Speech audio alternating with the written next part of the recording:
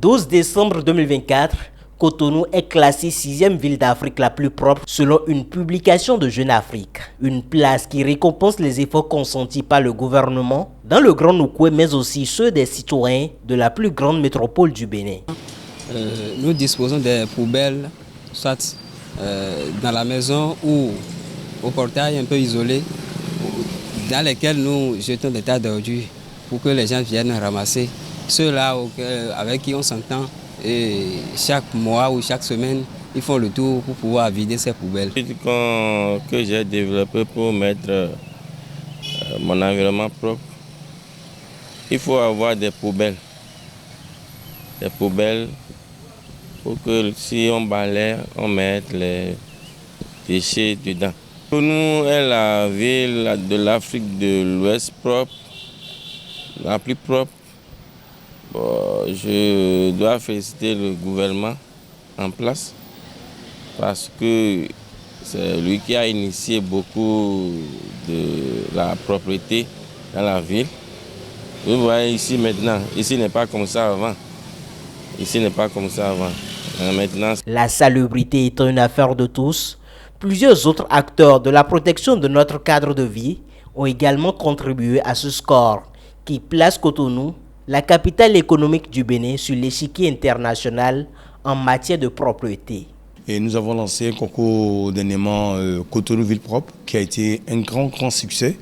Et je pense que nous avons démontré au peuple béninois et à toutes les autres communes qui tardaient beaucoup à nous faire confiance, nous avons remporté la ville la plus propre de l'Afrique de l'Ouest.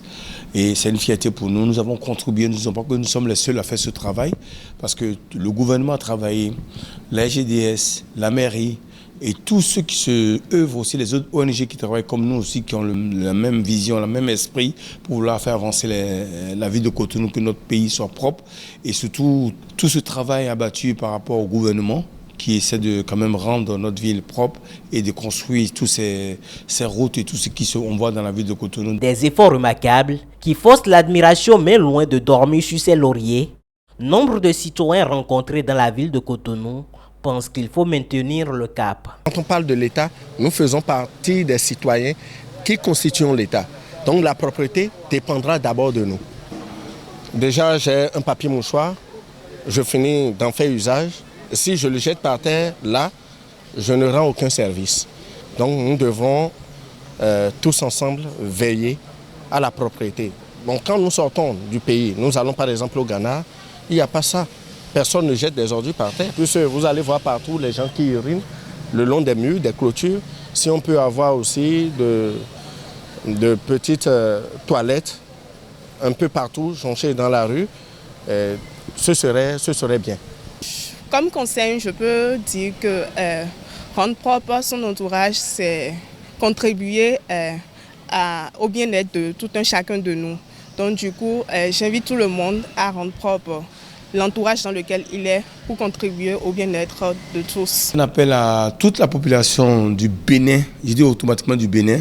D'abord, côté nous avons travaillé Bénin aujourd'hui, nous voyons qu'on parcourt Djougou, Porte-Novo, Calavi, nous disons à tous les Béninois, avec ce qui Cotonou a eu dernièrement, ça peut se passer à Porte-Novo, à Parcours, à Djougou, à Lokossa. Le Bénin est impliqué pour les bons comportements. Le Béninois a commencé à comprendre, à avoir les bons comportements. Mais nous allons essayer de continuer à pérenniser ce comportement, à avoir ce bon comportement pour que nous puissions toujours œuvrer, avancer pour que notre ville de Cotonou soit toujours propre, être numéro 1, même dans le monde entier. Cette ambition commence déjà par un geste simple, éviter de jeter ses déchets par terre, car une ville propre est l'illustration d'une prise de conscience collective.